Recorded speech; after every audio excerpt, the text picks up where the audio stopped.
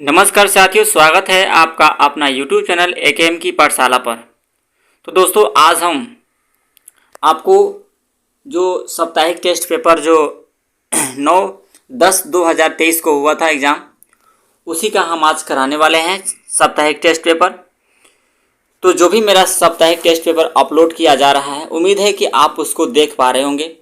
यदि आप उसको नहीं देख पा रहे होंगे तो हम उसका लिंक डिस्क्रिप्शन में दे देंगे, आप उस वहाँ पर देख लेंगे। और यदि हमारे चैनल पर आप नए होंगे तो चैनल को लाइक, शेयर, कमेंट जरूर कीजिएगा और चैनल को सब्सक्राइब जरूर कीजिएगा। सब्सक्राइब करने के बाद आप बेल आइकन की घंटी को दबा दीजिएगा, ताकि जब भी मैं वीडियो अपलोड करूं तो ये नोटिफिकेशन आपके पास पहली बार पहुंचे।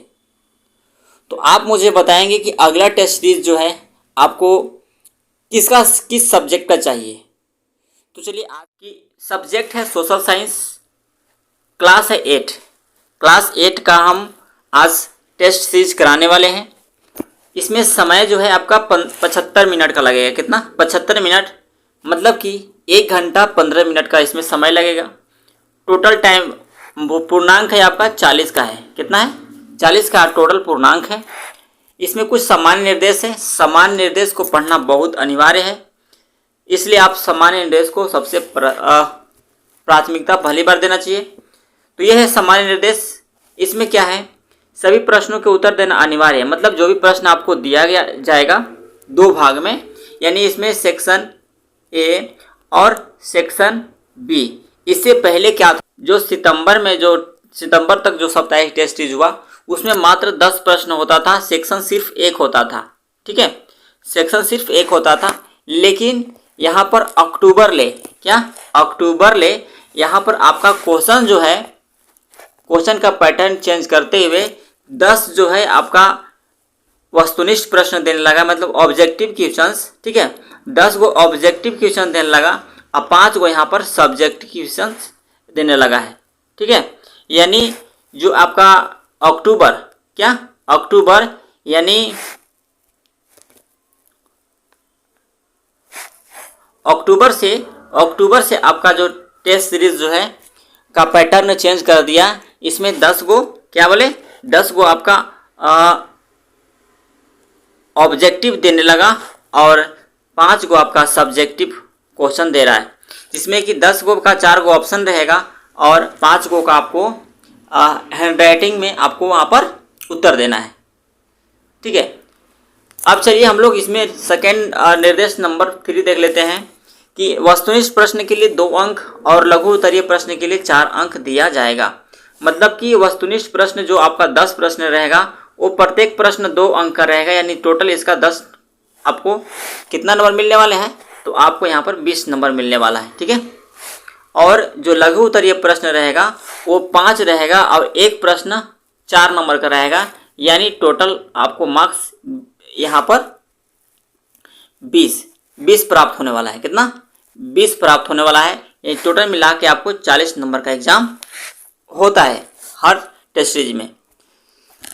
नेक्स्ट है वस्तुनिष्ठ प्रश्न 1 से 10 तक के 4 विकल्प ABCD के रूप में रहेगा और उसको उत्तर पुस्तिका में लिखना है। 11 से 15 तक के जो लघु उत्तरीय प्रश्न रहेंगे वो अपनी उत्तर पुस्तिका में हैंड राइटिंग करना है, हाथ से आपको लिखना है अपनी भाषा में। 7 नंबर प्रश्न है कि परीक्षा समाप्ति से पहले किसी भी परीक्षार्थी को परीक्षा कक्ष से बाहर जाने की अनुमति नहीं है। यदि किसी आपको अर्जेंट वर्क हो तो आप किसी शिक्षक से अनुमति लेकर के आप बाहर जा सकते हैं। तो इस तरह से कुछ सामान्य निर्देश था। तो चलिए साथियों, तो हम लोग प्रश्न संख्या देख लेते हैं। फर्स्ट क्या कहता है कि सूरत बंदरगाह किस राज्य में स्थित है। तो साथियों, सूरत बंदरगाह जो है आपका गुजरात में है। कहाँ है? गुजरात में, यानी फर्स्ट का जो आंसर है इसका बी होगा। यानी सूरत बंदरगाह किस राज्य में है, तो गुजरात में है। हम सूरत का मुख्यालय की हम लोग बात करें तो सूरत का मुख्यालय भी गुजरात में ही है। उम्मीद है समझ में आ गया होगा। प्रश्न संख्या, इसका जो आंसर होगा, पहला विश्व युद्ध जो हुआ था 1914। क्या है? 1914, यानी 28 जुलाई 1914 से 11 नवंबर 1918 तक, यानी 28 जुलाई 1914 से 18 नवंबर 1918 तक ये पहला विश्व युद्ध चला था। यानी इसका आंसर 1914 होगा। हम लोग दूसरा विश्व युद्ध की हम लोग बात कर ले तो 1 सितंबर 1939 से 1 सितंबर 1939 से यह चला था 2 सितंबर 1945 तक। क्या? 2 सितंबर 1945 तक ये दूसरा विश्व युद्ध चला था। उम्मीद है समझ में आ गया होगा। तो यहाँ पर हम लोग से पूछा गया था कि विश्व का जो पहला विश्व युद्ध हुआ था वो कब प्रारंभ हुआ था, तो 1914 में प्रारंभ हुआ था। लेकिन ख़त्म कब हुआ, तो ये आपका ख़त्म हुआ था 1918 में ख़त्म हुआ था। ठीक है, चलिए तो प्रश्न संख्या हम लोग देख लेते हैं 3। पुर्तगाल भारत में सबसे पहले कहाँ पहुँचे थे? पुर्तगाल सबसे पहले कहाँ पहुँचे थे? तो साथियों इसका जो आंसर होगा कालीकट होगा। क्या होगा? कालीकट। कालीकट में सबसे पहले पुर्तगाली पहुंचा था और उस पुर्तगाली का नाम था वास्को डी गामा। क्या था? वास्को डी गामा, जो 17 मई 1498 ईस्वी को भारत के कालीकट बंदरगाह में पहुंचा था। ओके, उम्मीद है समझ में आ गया होगा। अब हम लोग चलते हैं प्रश्न संख्या 4 में। प्रश्न संख्या 4 क्या कहता है? HECL की स्थापना कब हुआ था? HECL की स्थापना कब हुआ था? तो इसका जो आंसर होगा 1958। क्या होगा? 1958 में HECL की स्थापना हुई थी। अब HECL का फुल फॉर्म क्या होता है? तो HECL का फुल फॉर्म हम बताएं तो हैवी इंजीनियरिंग कॉरपोरेशन लिमिटेड। क्या? H से हैवी, E से इंजीनियरिंग, C से कॉरपोरेशन और L से लिमिटेड, मतलब हैवी इंजीनियरिंग कॉरपोरेशन लिमिटेड जो होता है इसका पूर्ण रूप होता है। उम्मीद है समझ में आ गया होगा। यानी इसका जो आंसर होगा आपका 1958 होगा। चलिए साथियों, तो हम लोग चलते हैं प्रश्न संख्या 5 में। प्रश्न संख्या 5 क्या कहता है कि निम्नलिखित में से कौन अलौह धातु है? जिसमें अलौह धातु उसको बोलेंगे कि जिस धातु में लोहा का अंश नहीं के बराबर पाया जाता है, तो उसको हम लोग बोलते हैं अलौह धातु। यानी लौह अयस्क तो नहीं होगा क्योंकि इसमें लोहा का अंश पाया जाता है। बॉक्साइड में भी होता है, लेकिन यहाँ पर देखिए सोना में भी होता है यहाँ पर। ठीक है, कुछ जो ऐसी मात्रा है मतलब सोना में भी लोहा का अंश पाया जाता है, बट मैग्नीज में लोहा का अंश नहीं पाया जाता है। ठीक है, तो इसका जो आंसर राइट होगा वो आपका मैग्नीज होगा।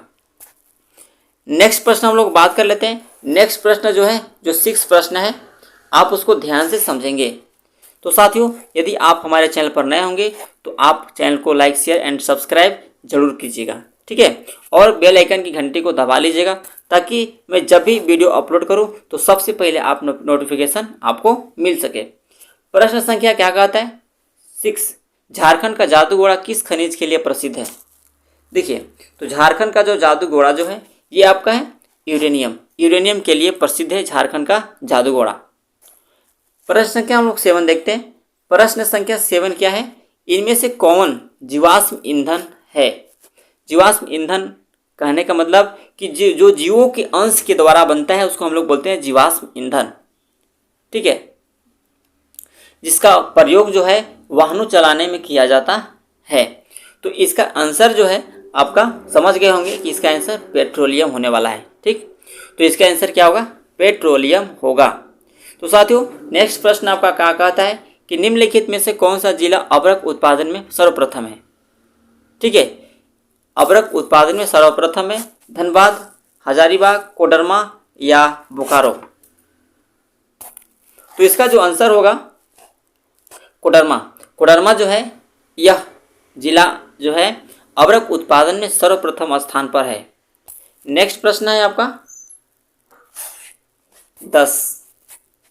नेक्स्ट 10वां प्रश्न है कि झारखंड में लोकसभा की कितनी सीटें हैं? झारखंड में लोकसभा की कितनी सीटें हैं? तो आपका आंसर 14, यानी आंसर डी होगा राइट। उसी तरह से प्रश्न संख्या 10 क्या कहता है कि भारतीय राष्ट्रीय कांग्रेस की स्थापना कब हुई थी। भारतीय राष्ट्रीय कांग्रेस की स्थापना कब हुई थी? तो इसका जो आंसर होगा आपका 1885 ईस्वी में। ठीक है, क्या हुई थी? 1885 ईस्वी में इसकी स्थापना हुई थी। इसका पूर्ण डेट की बात हम लोग कर लें तो 28 दिसंबर 1885। क्या? 28 दिसंबर 1885 में जो है स्थापना हुआ था भारतीय राष्ट्रीय कांग्रेस की। इसका जो अध्यक्ष थे वो आपका मल्लिकार्जुन खड़गे थे। क्या? मल्लिकार्जुन खड़गे। तो इस तरह से आपका 10 क्वेश्चंस पूर्ण हुआ। नेक्स्ट सेशन में हम लोग लाइव देखने वाले हैं लघु प्रश्न। जो यहाँ पर आपका लघु उत्तरीय प्रश्न, जो आपका यहाँ पर 5 प्रश्न जो है, इस प्रश्न का उत्तर जो है हम नेक्स्ट वीडियो में बहुत जल्द लेकर आने वाले हैं। तो अगर आप वीडियो पर नए होंगे तो चैनल को सब्सक्राइब जरूर दबा लीजिएगा, ताकि जब भी मैं वीडियो अपलोड करूं सर्वप्रथम आपके पास वीडियो पहुंचे और उसको आप देख पाए। तो इस वीडियो को अपने दोस्तों में भी शेयर कीजिएगा। तो मिलते हैं नेक्स्ट वीडियो में, तब तक घर पर मस्त रहिए, पढ़ते रहिए और आगे बढ़ते रहिए। जय हिंद, जय भारत, बेस्ट ऑफ लक।